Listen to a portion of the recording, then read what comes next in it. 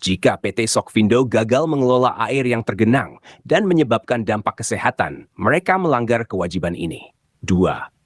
Undang-Undang Nomor 39 Tahun 2015 tentang Perkebunan, Pasal 68 dan Pasal 6 menegaskan kewajiban pelaku usaha perkebunan untuk menjaga kelestarian lingkungan dan mengelola lingkungan sesuai standar pemerintah.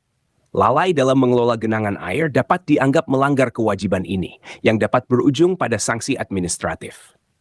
3. Peraturan Pemerintah Nomor 27 Tahun 2012 tentang izin lingkungan menyatakan bahwa kegiatan yang berpotensi menimbulkan dampak penting terhadap lingkungan wajib memiliki izin lingkungan. Pelanggaran terhadap persyaratan ini dapat mengakibatkan izin lingkungan perusahaan tidak diperpanjang atau dicabut. 4. Peraturan Menteri Lingkungan Hidup Nomor 5 Tahun 2012 tentang jenis rencana usaha dan atau kegiatan yang wajib memiliki